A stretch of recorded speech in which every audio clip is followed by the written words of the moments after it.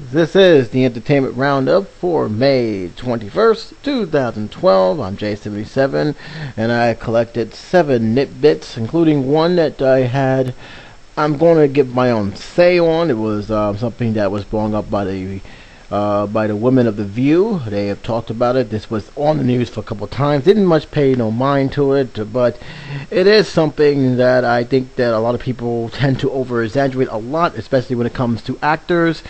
Sometimes I think people forget they're only acting. But nevertheless, it did bring my attention because they pulled this certain ad, and I'm going to be talking about that. But before I get to all those entertainment nitpicks, I might as well talk about something that is not really entertainment related into this program, but because it has to do with the entertainment industry, mainly music and movies, I am going to touch on this first because if people are wondering why a lot of people were scared of the SOPA, PIPA, NAFTA, whatever anti-piracy bill that was going to be thrown out here within the last 6 months, this is the reason why. A former Boston University student was ordered to pay $675,000 for illegally downloading and sharing 30 songs on the internet. It also stated that he is going to appeal this decision and will continue to fight even though the Supreme Court had refused Monday to hear his appeal. Joe Tannenbaum, 28, of Providence, Rhode Island, said he's hoping the federal judge will reduce the amount. He still can't believe, and I can't believe either, that they are forcing him to pay for damages for 30 songs in a file sharing system that everybody uses. He can't believe that the court will uphold something that ludicrous. It also goes on and said that the Record Industry Association of America have sued on behalf of record labels including Sony, BMG, Music Entertainment, and Warner Brothers Record Incorporated. A federal judge originally have called the penalty unconstitutional, excessive, and reduced the award to only $65,500. But the First U.S. Circuit Court appeals later reinstated it. The First Circuit said a new judge assigned to the case could reduce the awards again, but the record label would then be entitled to a new trial. Tannenbaum, who said that the who just graduated Sunday from the university with a doctorate for statistical physics, I hope I'm saying that right, has said he doesn't have the money to pay the judgment. He's been going for a stipend for 6 years and has no such money. Tandem argued that the U.S. Copyright Act is unconstitutional and that the Congress did not intend the law to impose liability or damages when a copyright infringement amount to consumer copying. I really don't know if that's true or not. It's something I really do have to look up, especially when it comes to music sharing sites. But during this trial, he admitted in downloading songs by Green Day, Nevada, and Smashing Pumpkin, and others. His lawyer suggests that the damage should be as little as 99 cents per song, about the same amount Tyler would have to pay on a legal online song purchase. The law, there's a similar situation that is being fight against from I believe from Minnesota. A woman was being sued for $1.5 million. That was reduced to $54,000. The appeals court has scheduled an argument for next month in the case of Jermaine Thomas. This report is from the Associated Press. It was written by Denise Lovett, and my opinion on this case is to ask someone to pay this amount of money is ludicrous. I can't believe that they would ask a college student to pay $500,000 for songs that, let's be honest, probably it costs um, no more than $37.50 if you add it up all together. 99 cents per song, no more than probably $2, depending on the length of the song, depending on how hot the song is. And they're asking this guy to pay it's almost $700,000 for just 30 songs. Now, there's no way in the world that this could be possible. There's no way I can see him paying for that.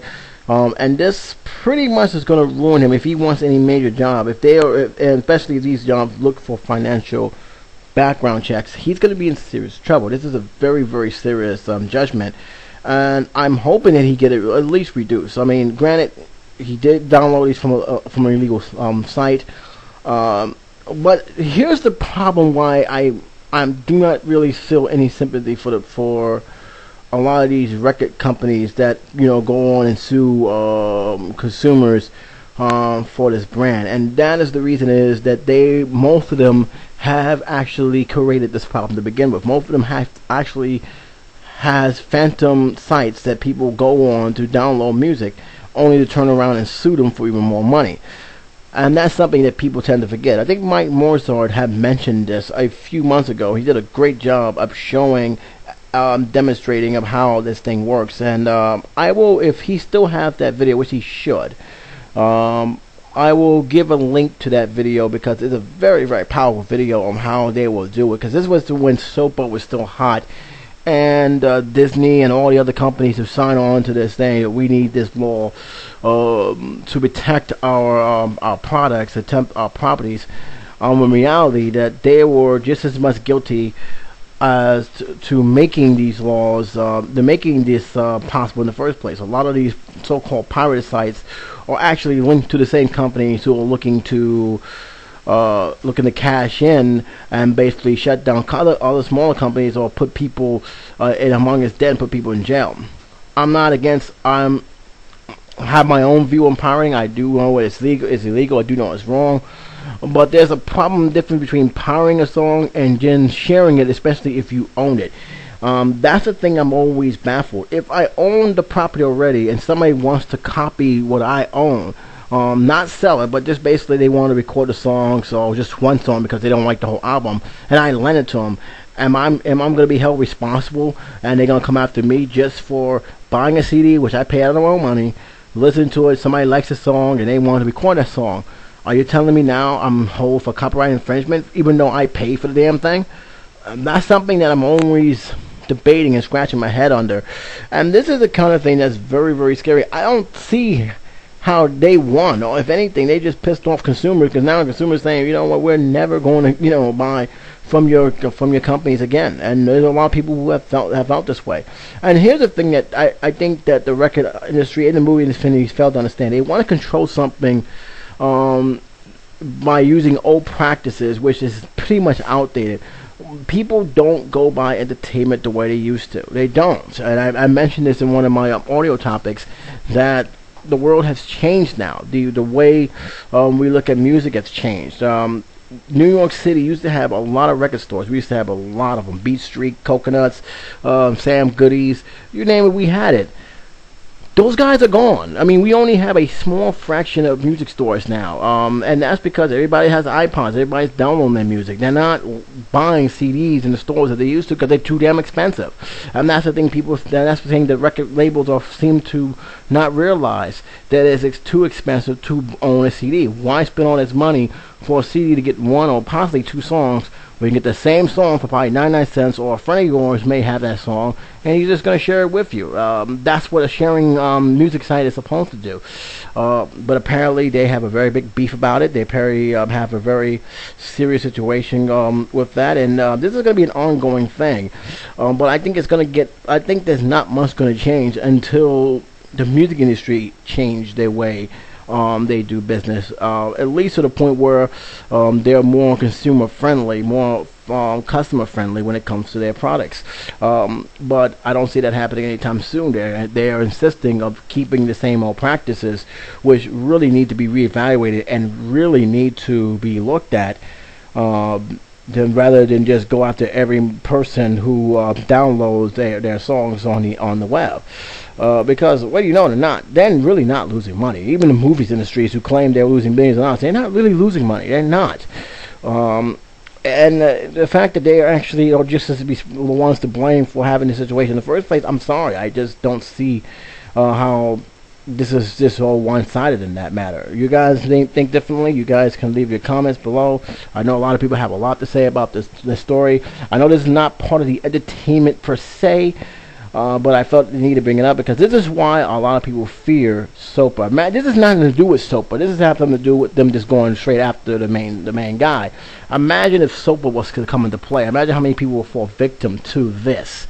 It is not pretty, and that's why people were so dead set against it. Even sites were so dead set against it because it was so broad that that these companies could interpret it any which way they want and without any direct consequences to themselves. And that's something you just cannot do. You cannot give that power to corporations like that and not expect to have a very negative impact.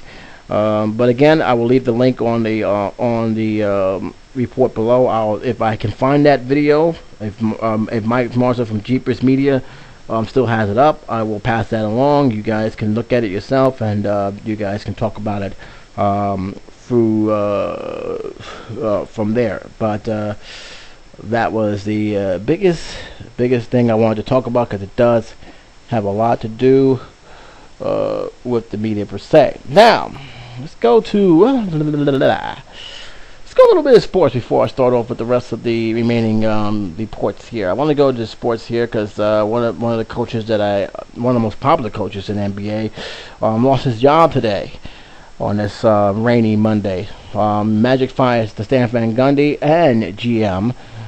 Stan Van Gundy, for months, the Orlando Magics had been trouncing through the aftermath of their preseason trade requests by Dwight Howard that stomped the life out of the franchise as the internal team issues quickly affected the product on the floor. After early on the most tumultuous season in history, they made the first and what promised to be a huge off-season shakeup. The Magic fired coach Stan Van Gundy on Monday and agreed to part ways with general manager Otis Smith, severing ties with two of their athletes as of one of the most successful runs in franchise history. Smith and Van Gundy's relationship with Howard was the centerpiece of drama in the team faced all season and following their second straight first-round playoff exit. CEO Alex Martin said in a that the shift was warranted. It was time for leadership It was time for new leadership and new approach. Martin said in a news conference to discuss the moves. We simply came to the decision that we are not in the right track. This is there's a lot of things that's going on behind this. The fact that the Orlando had indeed finished with a 500 record, but finished 5-12 after the Indiana after the rush of the late season injuries that included a back surgery for Howard. Orlando went 5-12 without him. Martin also said that consecutive first round playoff exit was simply not good enough. So that also played in, but a lot of people have also put a lot of steam and basically talking about the fact that they believe that Howard had played a large role in Van Gundy no longer being there, as well as the GM. In the early April, Van Gundy claimed top-ranking team official had told him that Howard had asked management to fire Van Gundy as a condition of the center signing a long-term consecutive contract beyond the 2013 season. Howard, of course, denied this. Martin also addressed this situation directly, saying at no time during that time did Dwight ask him to have Stan fired. However, because he got fired now, you know that all the rumors, possibility, and speculation is going to just fly out the door, as well as the possibility as how much power does players really do have when it comes to dictating who should or should not coach them during their season with the team. With relationship with Smith dating back to the Magic's inaugural season when Smith was a player and a 5-year relationship with Van Gundy, Martin also called Monday the most difficult day actually of his career. Both Smith and Van Gundy was under contract through next season, and both of their contract would have been honored. The current assistant coach staff has also been offered the opportunity to stay on for now. That is something that is going to be very interesting to see. I seriously doubt that's going to happen, especially if they're going to put another coach in. That coach is going to bring his own people in, and that would basically mean they're also going to be facing an early exit. Van Gundy coached the Magic for 5 seasons. He finished with an impressive record of 259 wins, 135 losses, going 31-28 in the playoffs. Smith departed after 6 seasons. He was the architect of the Magic team that made it to the playoff each of those seasons, winning Eastern Conference championships in 2009, but he also made several questionable moves, including trades of Vince Carter, which I didn't know he did, and Gilbertonitis that failed to work out long term. Gilbertonitis, as I said the name right. The day after the Magic season ended with the loss of Pacers, Smith said that he would need a few days to even decide whether he wanted to return to the position following the tough year, setting it as a 50-50 chance. There were also reports said that Gundy said at the time he wanted to return and was hoping that the ultimate decision would be about performance solely. When you're talking about professional relationships, what matters, at least to me, is the results. Van Gundy said, "I don't care if it's a business relationship or two people working or driven a business to make money, or if it is the sports relationship where the object of the game is to win." Interesting concept here. As for Martin himself, after the season spent in limbo, Martin finally opted into his final year of his deal. Martin said that the team won't repeat the same ordeal that at least leaves open to possibilities, and that Magic could trade him at some point should Howard not agree to sign it long term. "I think the decision is up to Dwight now." Martin said that Dwight needed to decide where his future lies. Again, there's a lot of things you can pinpoint here. I'm just going to go like this. There's a little bit of everything. I do believe that Dwight Howard did play somewhat of a role in him not coming back. I also believe that not making it past the first round back to back, also played a role. The fact that they only won 5 games out of 17 once Martin was out played a role. The trade deals didn't help matters. There's a whole lot of stuff that played into this. So it's not just Martin. Do I have a beef with players who are paid a lot of money that dictates who they should and shouldn't coach? Yeah, I do. I think that if you're getting paid, your main concern is to perform. You're supposed to perform. You're being paid to perform and paid lots of money to perform. And the fact that you're bitching about a coach who's already been proven as a winner, by the way, shows how childish you are, and how inconsiderate you are.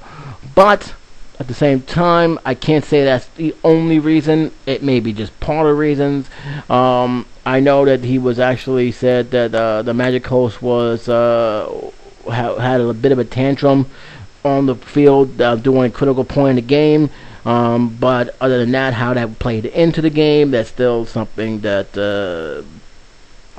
leaves to be questioned. But like I said earlier, I don't think that's That's the main gist of it. I just think it's a lot of stuff going on.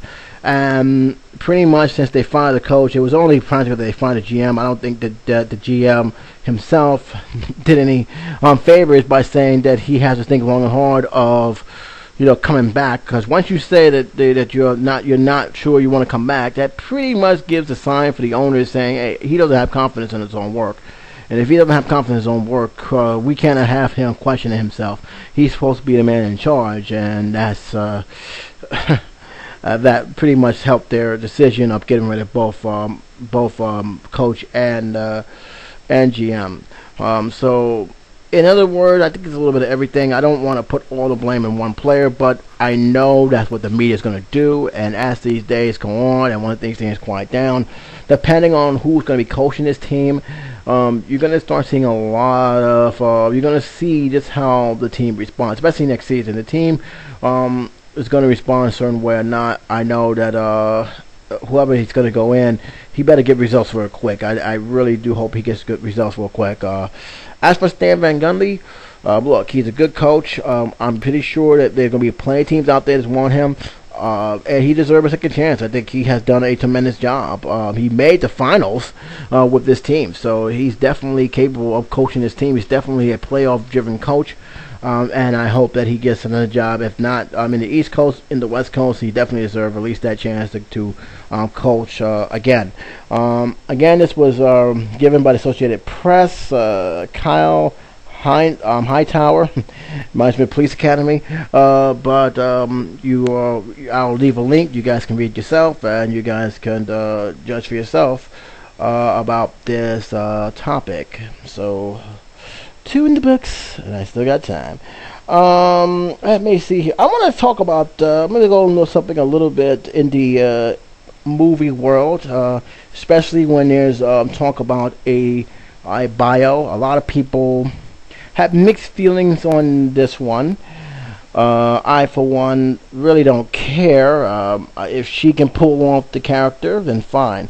For a while now, Lindsay Lohan has been selected to play a major role, probably her first real major role in recent memory. I don't remember any major role she has done that's very, very serious and needs to be taken with great respect and care. And the fact that Lindsay has been selected, all I hope is that she come with her A game, which a lot of people do not feel she's going to do. But I want to give her a shot. I want to see what she can do when she's given a serious role. And only time will tell once this film gets off the ground. But Lindsay Lohan has been selected to play Elizabeth Taylor in the upcoming project. The project does not have an official title yet. There are some still some issues that they need to address. But from what I'm getting, Lindsay Lohan is going to play that role of Elizabeth Taylor. A lot of people has mixed feelings with it. I don't. I think that she'd be fine as long as she doesn't did what she did with the Gotti film the last time. And speaking of which, now that she's been selected with this movie, is the Gotti movie still on if she's been cast out? I know that John Travolta still has his name to it. They're still working on a script. But that means she's completely taken out. I know she didn't do any favors when she had her vultures trying to ask for more money, like if she is like this mega star. But they would still say that she was had a role for her, maybe a smaller role, but she was still in there. I don't know if if that's still possible, but from what I gathered, I didn't hear much from Lindsay Lohan. So obviously she may not be doing it anymore, but in any case, she's definitely working on this one. I'm going to read a little bit of the article and then explain what some of the problems with this film that needs to be ironed out first. Lindsay may be more than ready to step into the role of Elizabeth Taylor, but there is one big problem with production, and that is nothing to do with Lalo. Although the filming of Elizabeth Taylor's lifetime biography, Liz and Dick, is set to begin June 4th, executive producer Larry Thompson tells E! News that the role of Richard Burton still has not been cast. So there it is. One of the main things that they need to get has not been done. So while Lindsay's busy rehearsing the social scenes of late, as lifetimes is a lifetime any closer by landing a dick for Lindsay's Liz. Why I have a funny feeling they was trying to be funny with that one, but then again, I don't know. We hope to have someone play in place very soon, Thompson said. We are very close. How close are you? We don't know. I don't know. We're not entirely assured by his We're not entirely sure by his response. After all, the movie chronicles Elizabeth's fairy marriage to Burton, her fourth and fifth husband, who she met in the set of Cleopatra in 1963. So, a spot-on dick is impulsive for the movie. Is important for the movie's success. I don't know why, but that sounds just ridiculous. I'm just saying that they may be trying to be funny there. So there you have it. It says something more about the Taylor True Hollywood Stories. They mentioned that. They also mentioned the Fast made in production. They're hoping to get done as soon as possible once they cast it in. But they also said even without Dick by her side, Liz not letting producers setback ruin her research. Getting on all of the wardrobe's action, posing, and basically getting into the role of playing Elizabeth Taylor. She does sound serious. That's one thing for sure. That's always a good sign that she's doing research and making sure she gets the actor right. And that's always good when an actress and actor takes that particular role very seriously. One of the biggest compliments I say is, Jamie Foxx when he portrayed Ray Charles in the movie Ray. There was a lot of research within that, and it paid off in the end because he actually did a tremendous job. And for Lindsay, if she's going to play convincing Elizabeth Taylor, she's going to have to do that research, which I'm very happy she's doing. As for this, look, they have a June 4th deadline. What is it? The middle of May now. We have to approach the end of May, which is kind of fast. I think they're going to have everything set. I think they're going to push it back. But then eventually they will find their character, they'll find their actor, and that will pretty much get the ball rolling. They seem committed by it, and they're willing to, and they're going full speed ahead. So, it's only a matter of time when. I don't think that's too much to worry about. The important thing is Lindsay isn't messing up this role, and she is doing everything she can to keep this role. One of the things that got on her the last time her name came up in a movie role was once again the John Gotti movie, and once her representative done something stupid by demanding more money for her services, she pretty much almost all but lost that spot.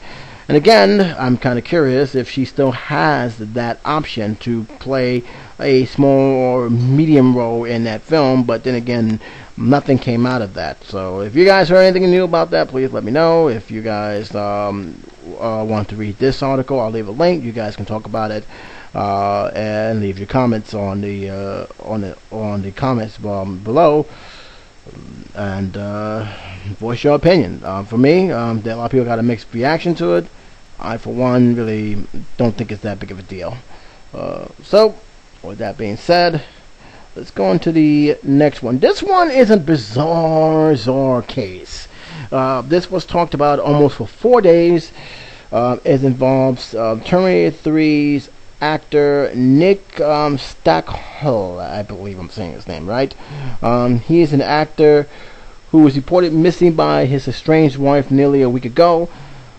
He recently sent a email to friends on Friday indicating that he was entering a 30-day rehab program. His wife reportedly said, "I'm relieved that Nick, wife's Roseanne Murphy said." She told People magazine, but she added that she was also skeptical that he was really in rehab. She said that he sent a friend an unemotional and unapologetic email around 10 p.m. Friday, telling them that he's okay, that he has been entering a month-long stay at a rehabilitation program, and that he plans to make arrangements to pick up some of his clones, according to People. I don't know, man. This is a weird scenario. I know his career didn't exactly took off like I expected it was. He played the main role of John Connor in Terminator 3, which had a lot of mixed reaction. A lot of diehard fans did not like that film. I, for one, thought it was okay. It wasn't great, but it was alright. It was passable. I just didn't think it was another sequel was not needed, but they made it anyway, and it definitely it did its job to get to the other films, and that was more important. But his career never really went off the ground. The only thing he probably did that people remember was Carnival. That was a show, I believe, that was on Showtime. I'm pretty sure that was on either Showtime or HBO, one of the two. And that was it. I don't remember him doing anything else after that. Not to recent memory. So I don't know what his situation is. I did, other than the fact that his wife did said he may be doing drugs, according to this article. He's in rehab, although I'm pretty sure that reporters from all walks of life can confirm that, which unfortunately there hasn't been much said about it. It hasn't been much said about he was indeed in rehab. Nothing really been talked about, at least to my search engines. And all it says here that he made a phone call, stated that he was okay, and that he was checking into rehab, and that he was getting he's going to get his stuff later on during the hour. His estranged wife, which I only can assume they're no longer with, she says she's not she's relieved that he's okay, but she does not really find that he's in rehab. I don't know, from one report she's not amongst the recipients of her husband's email, but was able to access his email account because she knew the login and password. People said the mail did not indicate whether her estranged husband was using drugs on Skid Row, as his wife had suspected, or why he had disappeared on May 9th, according to the magazine. An attempt to reach the woman on via Facebook and Twitter were not immediately successful. So they actually tried to talk to her, but no response came back. A spokesman for the LA Police Department said that they have not received any update from the missing person unit, implying that it would be closed. It will close its case on the Terminator star. The LAPD missing persons unit did not immediately return calls for comment from ABC News. This is very weird. I don't know. I don't know what to say about this. And the fact that the report, you can't really be surprised that the LAPD missing person unit was not going to just drop this. I mean, anybody can send an email. Even mine, emails don't have a face, so it's just bizarre. I think the best bet is he actually call his wife and his estranged wife or his family members or anyone to indeed confirm that was him, or just show up and just explain everything's fine. And then, if you want to go to rehab, fine. And if you just want to disappear and not be bothered, that's fine too. But at least show up, show your face. Because this is getting weirder by the day. I mean, I don't know. Something's very fishy about this. Very, very fishy about it. File remain open for now because the email doesn't constitute scientific evidence to close it, which I've just now explained. His wife notified LAPD when she hasn't heard from him since May 9th and said he has been spending time in Los Angeles' Skid Row area. The Carnival actor, 32, was rumored to be babbling in drugs, according to custody paperwork his wife filed on February. TMZ.com reported the couple has one child together. And again, this is just one of those things that that you really got to shake your head. I don't know what's in his mind. I don't know if he's just having a breakdown. It could be many, many things. I don't want to say it's just drugs, but I don't know, man. If he is okay, show your face, man. Especially it's not for your ex-wife, for your child and for your family members, man. Because It's weird. It's just weird how that whole thing is turning out. But again, it's still open. It's still ongoing. To them, they're technically missing until his body appears walking into the police station, or there's someone who spots him on camera. But until then, I'm just gonna have to just keep an eye on this and see if anything do develop. But yeah, this is a weird story. I will say that it's definitely one of those weird stories. I got 3 more to cover, but I gotta touch on something before I talked about these 3 here. This one I have a link to it. You guys can take a look at it. This is more of my own thoughts on the matter. It's about Ashton Kutcher. I believe it was a commercial for Pop Chips. Never tasted before, never had it before. A lot of people were angry at him because the actor, I believe, was portraying an Indian and was doing a lot of comedic stuff. He is a comedic actor after all, and people, at least to my feeling, took it the wrong way. In my opinion, they took it the wrong way and thought he was being racist. I don't think he was. A lot of people disagree with it. I just think he was just being a comedian. There are some legitimate cases as to why people think that way. Of course, they say all these Indians in the world, how come you just couldn't hire an Indian actor?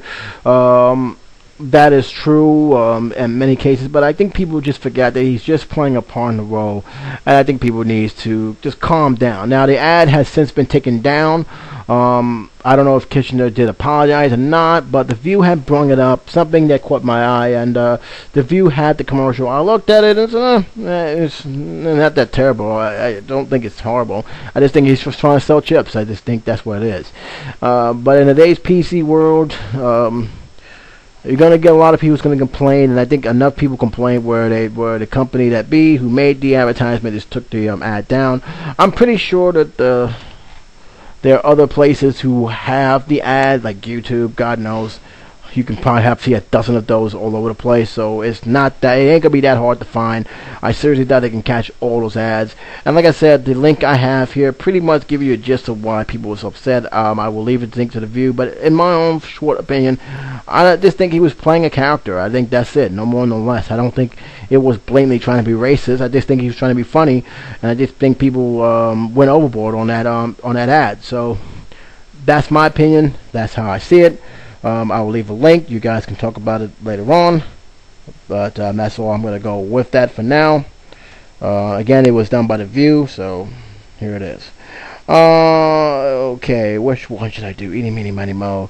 I'm not going to do the Donna Summers thing because a lot of people are pissed at the way the Billboard Music Award have handled the ceremony for the tribute for Donna Summers. This report comes after Natasha Bedingfield have sung one of Summers' hit songs. Many people said it wasn't great, but it was respectable nonetheless. It also goes on that the song, when it was finishing up, immediately cut into a commercial break, which some viewers complained online that Donna Summer was literally the voice of an era. They should have at least let Natasha finish the song. New York Hot 97 DJ have also mentioned and tweeted that way to cut it short, Billboards. James Stewart tweeted in response that Billboard posted Natasha Bedingfield gave her all doing Donna Summer tribute, and that the spokesman just simply jumped the gun and should at least let her finish. The spokesman of the Billboard Music Award have not yet replied to requests by Yahoo Music as well as others about why the music was cut short. However, they did mention that it was difficult due to the last-minute changes of a live broadcast. They did another tribute, which people have tried to compare for, but I want to make this clear. This was done months in advance. This was not done at the last minute. Keep in mind that Donna Summer died a few days ago, so you really can't compare the Whitney Houston tribute to the Donna Summers tribute. I'm just saying, because they had time to do it. I'm gonna give my own thoughts on this. I honestly think they could have handled it a little better. I thought they could have done like a pre-show to honor them, like an extended half an hour, or just pretty much cut the things that's really not important. For what I understand, that there was a lot of stuff that really that people wasn't really thrilled to see in this awards. But I think they should have just let it run, and let it finish it off, and then go to the commercial break instead of just cutting up blankly. I do agree with that. But again, there's only so much you can do with a live show. Keep in mind it is live, and keep in mind they do have commercial time. They have to go to that commercial time, and they can't skip commercial time, and that's been a big problem, not just with the Billboard Award, but a lot of awards in general. MTV Music Award is a perfect example of that, where a group of musicians are singing, and next thing you know, it's going to commercial. They even let them finish. So this is not the first time I'm hearing this. I just think they could have done it a little better. Let the time finish, let the applause go on, and then you want to go to commercials. But then again, I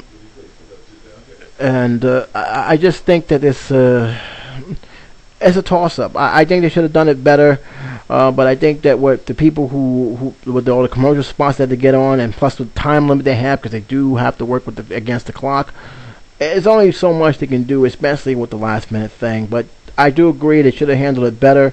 They should not have just cut it off. But again, I don't think it's that bad. I mean, she did pretty much went to the end. It's just that. I just think they pulled the trigger too quickly. But I'll leave a link on the below. You guys can talk about it and voice your own opinion about it, especially those who have seen it. Do you feel that they disrespected her in a way that should have been more classy, or do you think that it really was out of their hands? So I'll leave it up to you guys. You guys comment below. Let me know. I'm really curious on what you guys think about that. And with that, I got 2 more items. I'm going to save the MIC movies for last, because it's not really much big. I will talk about Facebook. Facebook. My. You guys have been busy in the last few weeks. One especially with some rumors that Facebook is a fag, and it will not last long. Yet, numbers of money that you guys have poured in tells a different story. Facebook announced today that the internal public offering for common stock will be priced at $38 a share, valued a company at $104 billion, the largest IPO for its U.S. tech company, raising $16 billion. As the media and investors' interest in Facebook IPO has grew over the past weeks, the company priced its IPO at the highest end of its earlier estimate on Tuesday. Facebook raises its ILP price range from $34 to $38 a share, from $28 to $38. To statistics, the growth investors appropriate for shares in social media companies on Wednesday, Facebook increased the number of shares to be sold at the market depth by 25%. They've been very busy. So anybody who thinks that Facebook is going to go the way of MySpace, I got news for you. That ain't gonna happen anytime soon. It probably will, because I'm not a big fan of Facebook, and that's not because I am out of touch with the media. Believe me, I'm not. It's just that right now for me, it's not worth the means. I see my family members constantly, and for me just to type in stuff just for the sake of typing in, I have to have a legitimate reason to own it, so I don't have it. But there are people who use it for business reasons. There are people who use it because family is far away, and that's the only way they can communicate. And they use it for just basically just showing up pictures and just talking to their friends and talking trash. So it's used for many things. But one thing I will say, is it worth the investment? I don't know. It all depends on what you're gonna use it for, and that's the whole big caboodle about it. But do I think Facebook's gonna be around for a very long time? I don't think it will. I don't think it's going to be gone. I think it's going to be here for years and years and years. But after a while, something else will come along, and before you know it, Facebook will be the thing of the past. So I do think it is a fad, but it's a fad that's going to be hanging around for a very long time. So it really all depends. For me, I got no investment into it, but I know others do, and God bless them. But to me, for me at least, it will be more riskier for me to own a Facebook than anybody else. That's just my opinion. I have reasons. You guys have other reasons. But from what I'm seeing here, this whole thing I just talked about, confusing as it may sound, is a big deal. Today I saw their stock rise and I saw their stock falls. So what they have to say and what they're doing and how they're doing it, yeah, the stock market is reacting to everything these people do. For better and for worse, and believe me, the stock market, as well as other people who have a strong investment into this company, is watching. It is something that's very interesting, because I am curious on how far Facebook can actually go, how far, what Facebook really wants to become, and how will that affect the internet as a whole, because Facebook is something that people hold dear, and I'm very curious on how this will all play out, especially in the next few months, because you're going to hear a lot. The founder of Facebook, I believe, at least one of the founders, has recently got married. That's like a few weeks after the reports that he may be homosexual, where she pretty much threw that out the water. That's not true at all. But it's definitely something that people are hanging into. Facebook is big news right now. Every day you hear something that's going on Facebook, and people are grabbing hold to it. So he must be doing something right. So to say that he's going to be gone after next year or 2 years from now, I don't see it happening. So that's just my opinion on that matter. You guys may think differently. Of course, I'll leave you the full gist of the story of the ILP. Because it definitely have got everybody's attention, and it definitely got the attention of Wall Street, which they saw their stocks rise and fall today. So Facebook is definitely going to be hot tech news for now and for years to come. So don't get it twisted. They're going to be here for a while, for better and for worse. So that's just my take on that. Okay, I got one more story, and I'll close it out for the day. USA Today have confirmed this news. I have kept an eye on this because a lot of things to be said about this one news, even though it's those who are moviegoers, that is. A Chinese company had bought AMC movie theaters. The AMC movie theaters is now belong to a Chinese affiliate, and I'll get to more on that in a minute. And the article says the Chinese are coming to your local movie theater near you with the fanfare from Superman and a toast of red wine. Representative of a Chinese company wanted to sign a deal in Beijing Monday morning to buy AMC, the second largest theater chain in the U.S. If approved by U.S. and Chinese regulators, the $2.6 billion inquiries will be created the world's largest theater group. The company said the move, Chinese biggest corporate takeover to date in the U.S., highlighting the rising financial strength of its top firms. Both partners stressed they plan no change to the AMC brand management and the day-to-day operations. For the U.S. moviegoers, the AMC experience will change, not at all. Insisted Gary Lopez, CEO and president of AMC. Expect an increase in and renovation and upgrade in some theaters.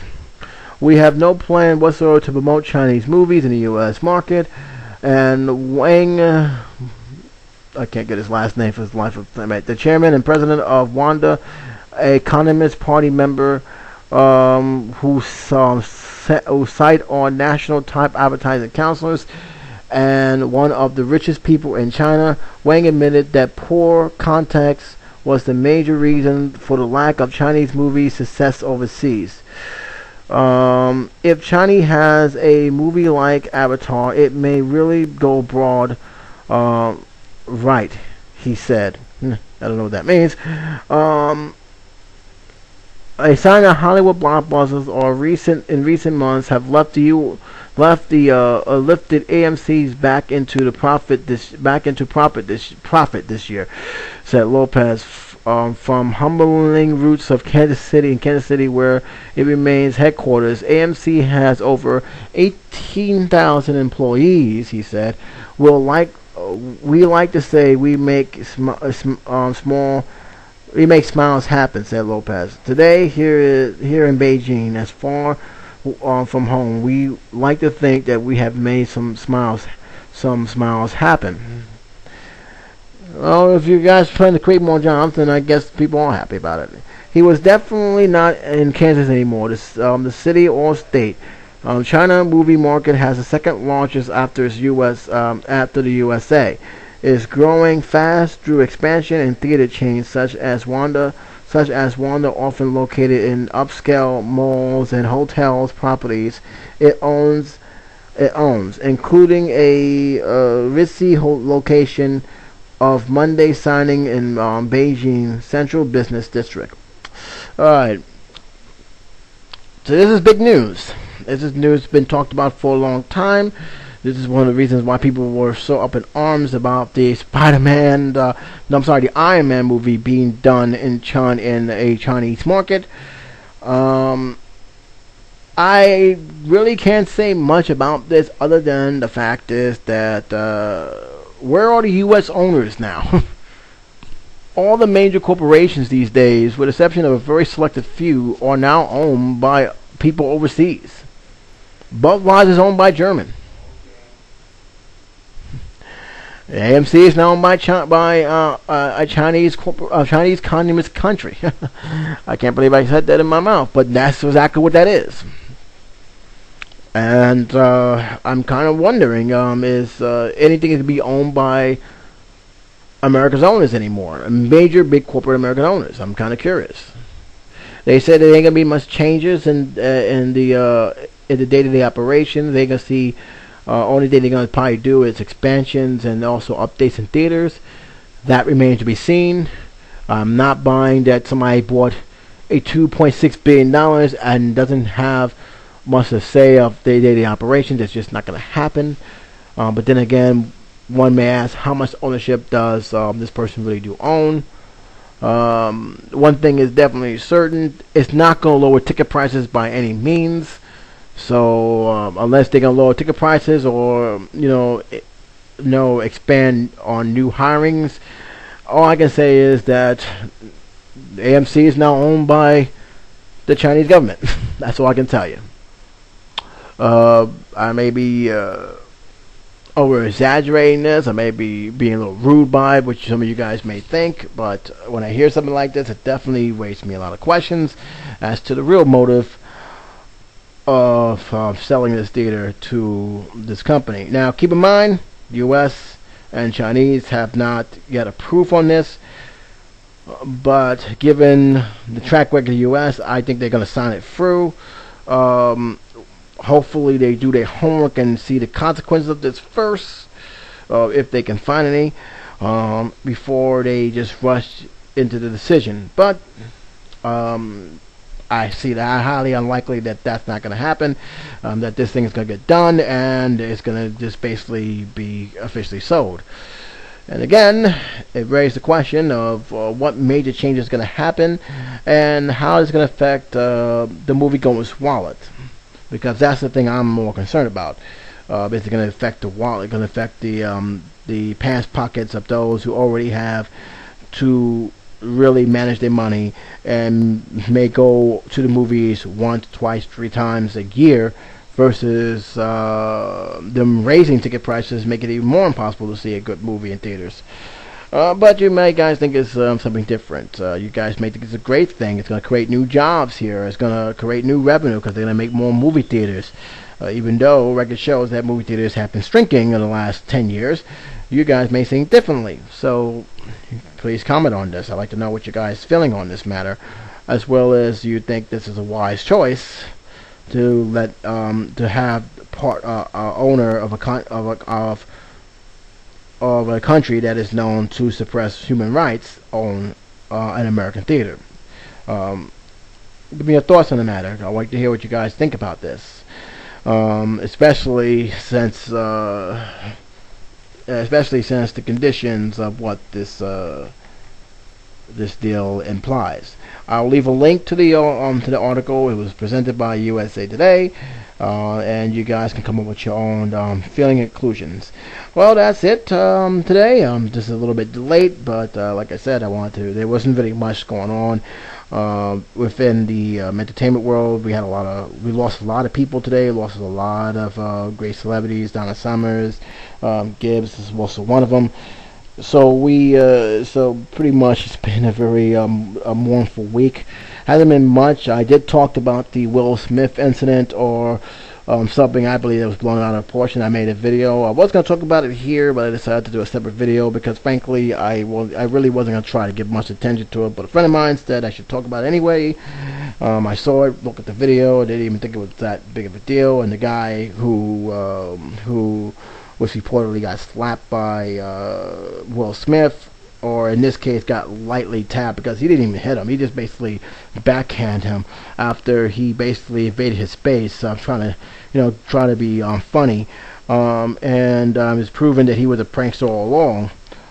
So there you go with that. Do I think it was over exaggerated? Yeah, I think it was over exaggerated, and I also think that Will Smith was not in the wrong. And I said earlier in the video that if it was anybody else who probably had a short temper, he probably got beat down. So I did mention that, and that's pretty much why I didn't put it on this video, but it deserves to be talked separately, and that's pretty much it. But as for the other stories, I'll leave a link. You guys can talk about it. You guys can express yourself on it, whether you agree, disagree with what I just said, or whether you guys felt that the article was so pretty much or something that's caught your attention. Leave it down there below. Let me know. Until then, this is J77 saying you guys take care and be safe.